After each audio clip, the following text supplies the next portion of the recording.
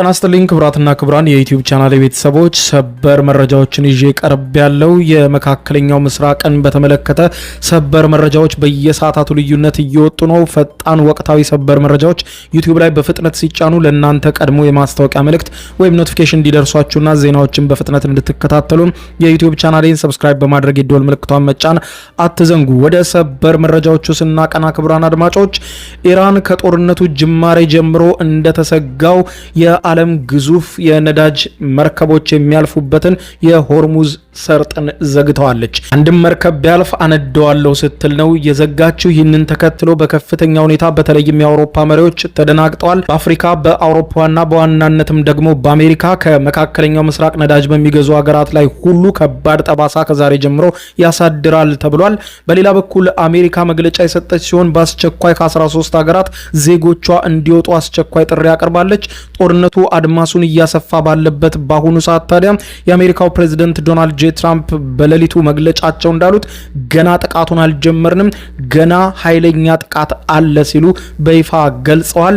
እስከ መጨረሻው ድረስ እንዋጋለን፣ ጦርነቱ ከአንድ ወር በላይ ሊዘልቅ እንደሚችል ከወዲሁ ገምተን ነው የገባንበት ሲሉ ገልጸዋል። በሌላ በኩል የሳውዲ አረቢያ ዋነኛውና ግዙፉ የነዳጅ ማጣሪያ ምሽቱን በኢራን ሚሳኤሎች የተመታ ሲሆን በተመሳሳይ የኳታር የነዳጅ ማጣሪያ መመታቱ ተዘግቧል።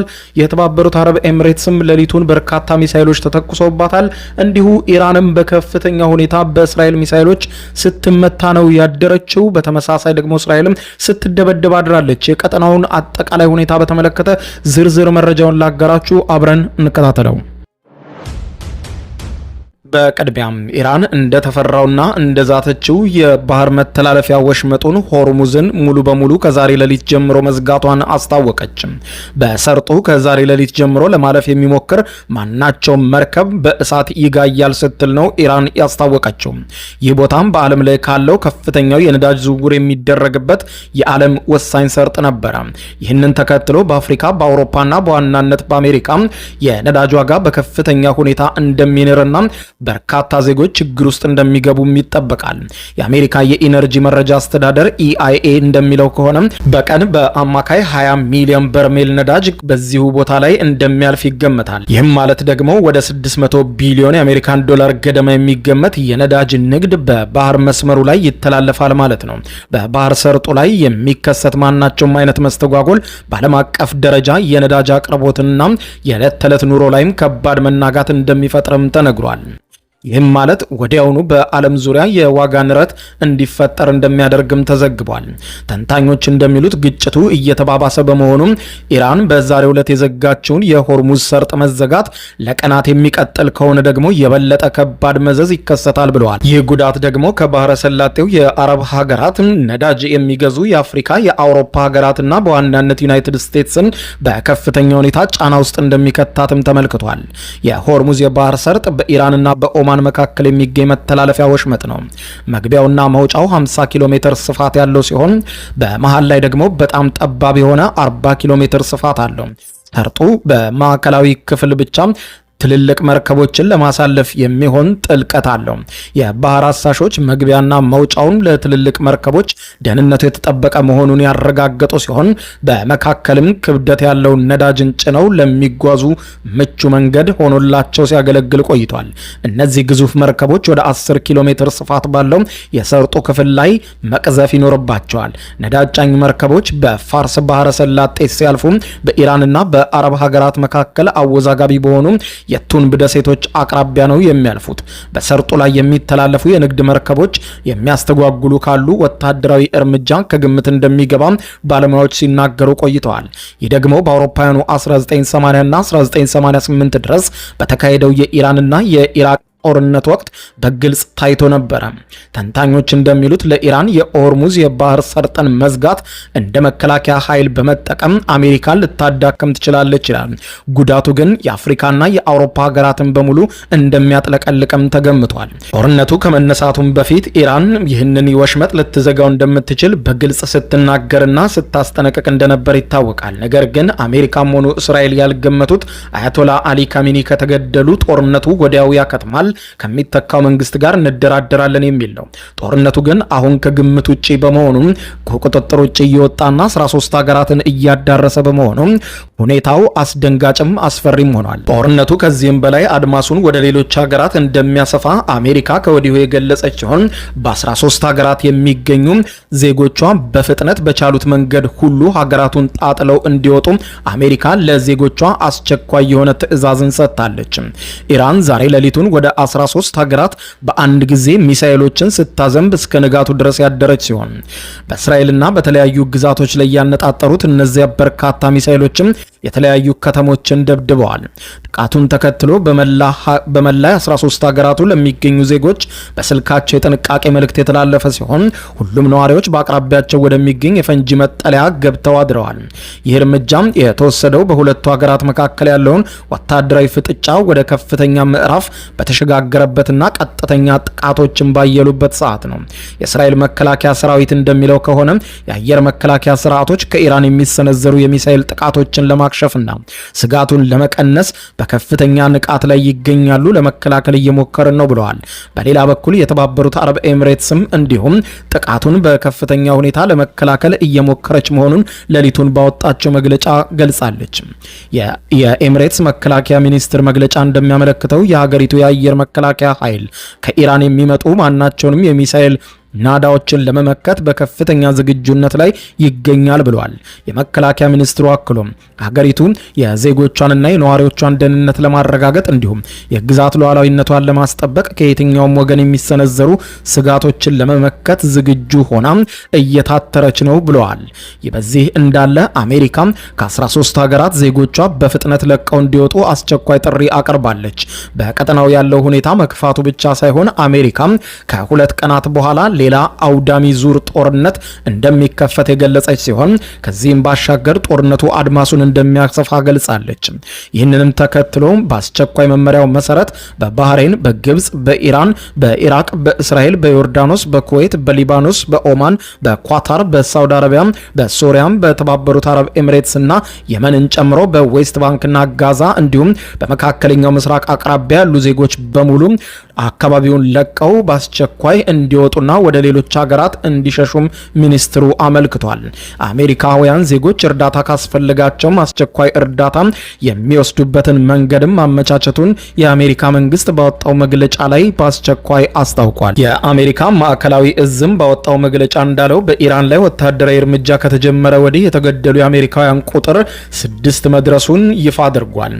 እዙ ዛሬ ሌሊቱን ባወጣው መግለጫ አክሎም ኢራን በመጀመሪያው የጥቃት ቀናት ውስጥ በክልሉ በሚገኙ የወታደራዊ ተቋማት ላይ በከፍተኛ ሁኔታ ጥቃት መሰንዘሯን ገልጾ በዚህም በስራ ላይ የነበሩ የአሜሪካ ወታደሮች መገደላቸውን አረጋግጧል።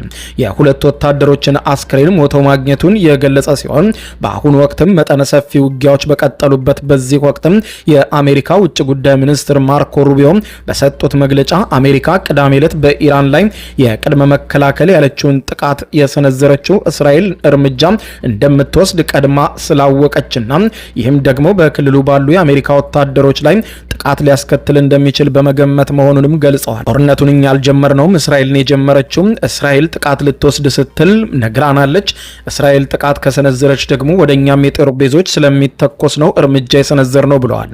እርምጃውን ቀድመን ከእስራኤል ተከትለን ባንሰነዝር ኖሮ በአሜሪካ ኃይሎች ላይ የሚደርሰው የጉዳትና የሞት መጠን ከዚህም በላይ እጅግ የከፋ ይሆናል ብለዋል።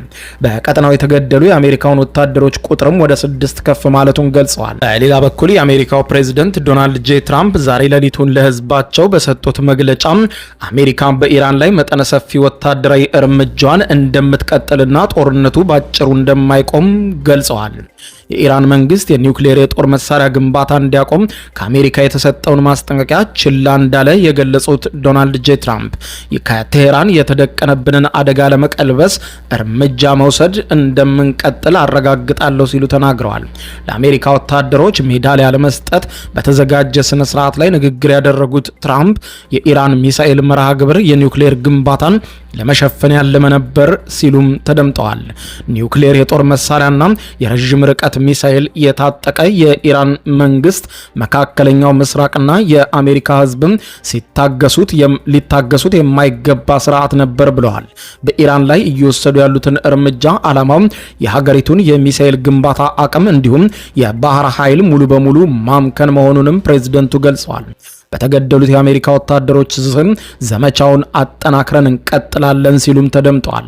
በኢራን ላይ እየተካሄደ ያለው ዘመቻ አሜሪካ ከያዘችው የጊዜ ሰሌዳ በጣም እንደቀደመ ፕሬዝደንቱ ተናግረዋል።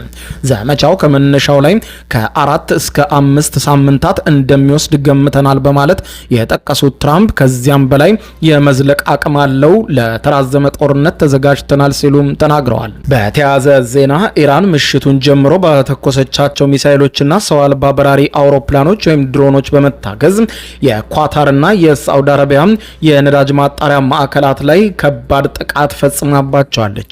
የኳታር መንግስት ንብረት በሆነው የኤልፒጂ ጋዝ ማምረቻ ኳታር ኢነርጂ የተወሰነ ክፍሎቹ ላይ ኢራን በሰነዘረችው ጥቃት ሳቢያ መውደሙ የተገለጸ ሲሆን በዚህም ሳቢያ ምርት ማቆሙም ተዘግቧል። የባህረ ሰላጤዋ ሀገር ኳታር በተፈጥሮ ጋዝ ምርቷን በዓለም ላይ ቀዳሚ ከሆኑት ከአሜሪካ ከአውስትራሊያና ከሩሲያ ጋር የምትጠቀስ ሀገር ነበረች። በኳታር የጋዝ ማምረት ላይ ጥቃት መፈጸሙ ከተሰነዘረ ከአጭር ጊዜ በኋላ በአውሮፓ ውስጥ የተፈጥሮ ጋዝ ዋጋ 50 በመቶ ወዲያውኑ ጭማሪ አሳይቷል። ይህም በአውሮፓ ሀገራቱ ላይ መደናገጥ የፈጠረ ሲሆን በተመሳሳይ የሳውዲ አረቢያ መከላከያ ሚኒስትርን ጠቅሶ የሀገሪቱ የዜና ወኪል እንደዘገበው አመሻሹን 2 ሰው አልባ በራሪ አውሮፕላኖች ድሮኖች ራስ ታኑራ በተባለው የሳውዲ አረቢያ የነዳጅ ማጣሪያ ላይ ከባድ ጥቃት የፈጸሙ ሲሆን ድሮኖቹን ለማክሸፍ በተደረገው ሙከራ እሳት መነሳቱም ተመልክቷል። ጥቃት የተሰነዘረበት ነዳጅ ማጣሪያ በዓለም ትልቅ ከሆኑት ማጣሪያዎች መካከል አንዱ ሲሆን በቀን 550 ሺህ በርሜል ነዳጅ የማጣራት አቅም ነበረው። ይህ የሳውዲ የነዳጅ ማጣሪያ በመካከለኛው ምስራቅ ውስጥ ካሉት ትልቁ ማጣሪያ ሲሆን ለሳውዲ አረቢያ የነዳጅ ምርት ቀዳሚው ተጠቃሽ ማዕከል ነበረ። ይህ በኳታርና በሳውዲ የነዳጅ ማምረቻ ተቋማት ላይ ጥቃት የተሰነዘረው መርከቦች በዓለም 1/5 ነዳጅና አብዛኛው የኳታር የተፈጥሮ ጋዝ በሚተላለፍበት የሆርሙዝ ሰርጥ መዘጋቱ ከመነገሩ አስቀድሞ ነበር።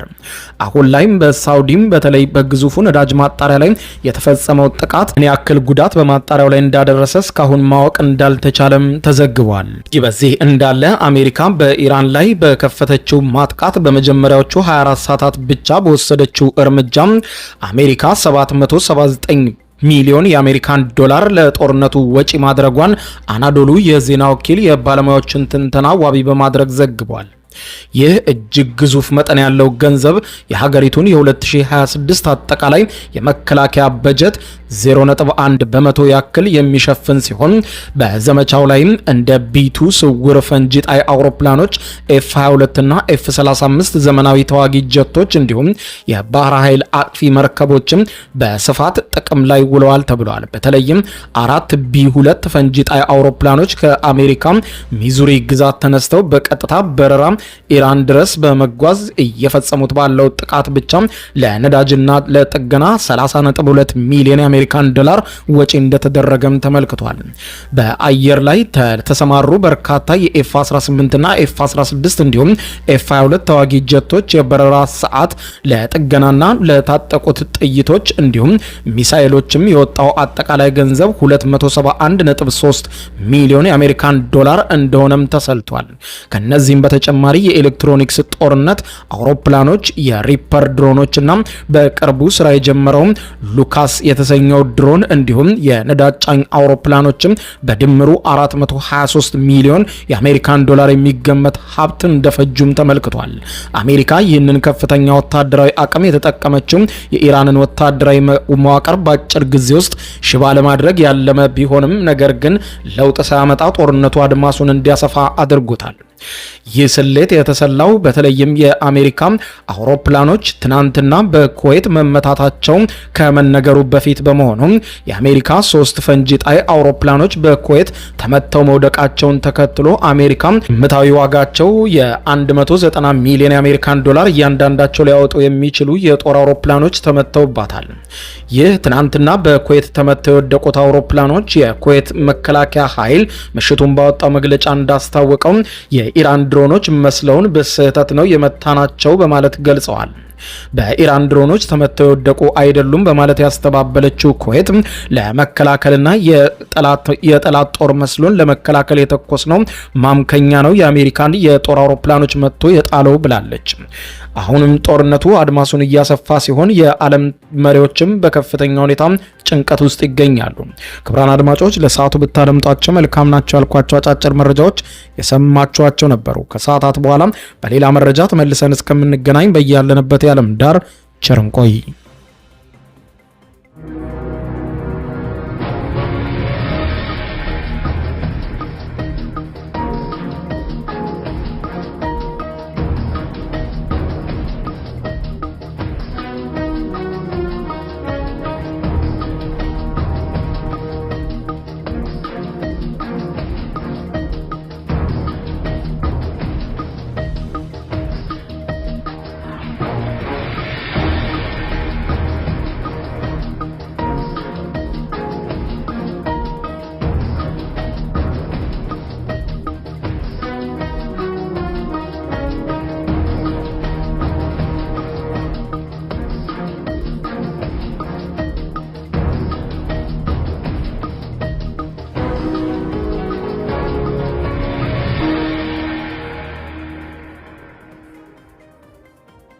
የዩቲዩብ የስኬት ሚስጥሮችን በዝርዝር የያዘው የአቤል ብርሃኑ የወይኗ ልጅ መጽሐፍ ሁለተኛ እትም በገበያ ላይ። ዩቲዩብ ለመጀመር በአጭር ጊዜ ስኬትን ለመቀዳጀት አስበዋል?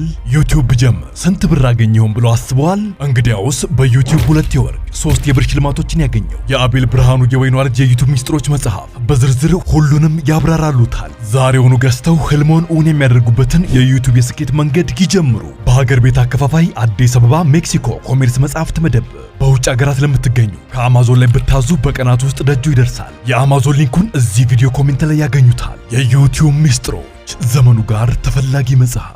በ6 ዓመት 6 ፕሮጀክቶችን ያስረከበው ቴምር ፕሮፐርቲስ በተመረጡ ሳይቶች ላይ እስከ 35% የሚደርስ እውነተኛ ቅናሽ እንካችሁ ብሏል። ቤተ መንግስትን ጎረቤት ባደረገችው አዋሬ ከባለ 1 እስከ ባለ 3 መኝታ በተለያየ የካሬ አማራጭ እየሸጥን ነው። 121 ካሬ ጠቅላላ ዋጋው 12 ሚሊዮን 947 ሺህ ብር፣ በቅድመ ክፍያ 2 ሚሊዮን 589400፣ 100% ለሚከፍሉ ደግሞ የ35% ቅናሽ ተደርጎ በ8.4 ሚሊዮን ብር ባለ 3 መኝታ 150 ካሬ ጠቅላላ ዋጋው 16 ሚሊዮን 50 ሺህ ብር፣ ቅድመ ክፍያ 3 ሚሊዮን 210 ሺህ ብር፣ ሙሉ ለሚከፍሉ የ35% ቅናሽ ተደርጎ 10.4 ሚሊዮን ብር መግዛት ይችላሉ።